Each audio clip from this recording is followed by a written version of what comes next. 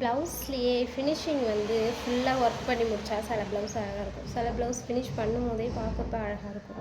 So இன்றைக்கி நான் பண்ண இந்த ப்ளவுஸ் பாருங்கள், இது வந்து சூப்பராக இருக்குல்ல. ஸோ எனக்கு ரொம்ப பிடிச்சிருக்கு. உங்களுக்கு பிடிச்சிருந்துச்சுன்னா லைக் பண்ணிக்கிங்க. ஓகே. இந்த ப்ளவுஸ் ஸ்டிச் பண்ணி ஒரு 1 வீக் இருக்கும். பட் வீடியோ எடிட் பண்ணி போஸ்ட் பண்ணுறது இன்றைக்கி தான் எனக்கு டைம் கிடச்சிச்சு. பட் இந்த ப்ளவுஸில் பார்த்தீங்கன்னா ரொம்ப ஒர்க்கே கிடையாது. பட் வந்து ஸ்லீவில் வந்துட்டு நெட் ஃபேப்ரிக்கும் பேக் நெக்கில் நெட் ஃபேப்ரிக்கும் ப்ளஸ் ஆரி ஒர்க் பண்ணி சிம்பிளான ஒரு டிசைன்ஸ் தான் க்ரியேட் பண்ணியிருக்கேன். ஸ்டிச்சிங் வந்து ஒரு அமேசிங்கான அவுட்ஃபிட் லுக்கு கொடுத்ததுனால வீடியோ எடிட் பண்ணலாம் அப்படின்னு சொல்லிட்டு இந்த பாடி ஃபினிஷிங்கே நான் வீடியோ எடுத்துகிட்டு இருக்கேன்.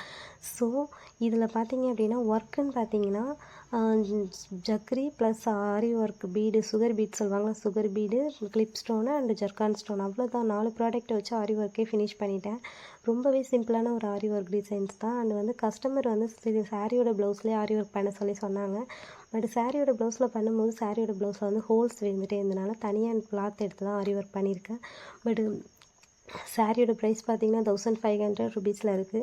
சாரி ப்ளவுஸ் குவாலிட்டி ரொம்ப நல்லா இல்லாதனால தனியாக துணி எடுத்து ஆரி ஒர்க் பண்ணுறது தான் ரொம்பவே பெஸ்ட்டு. இன்னும் ரொம்ப நாளைக்கு துணியும் உழைக்கும். பட் அதில் நீங்கள் நார்மல் லைனிங் ப்ளவுஸ் மாதிரி ஸ்டிச் பண்ணிக்கலாம். பட் இதில் நான் ஆரி ஒர்க் பண்ணது நல்லாவும் இருந்துச்சு, ஃபினிஷிங்குமே நல்லா இருந்துச்சு. இன்னொன்று பார்த்தீங்கன்னா ஓவர்லாக் கூட நான் பண்ணல. ஸோ ஃபைனல் அவுட்லுக்கு இதுதான். எப்படி இருக்குன்னு சொல்லுங்கள்.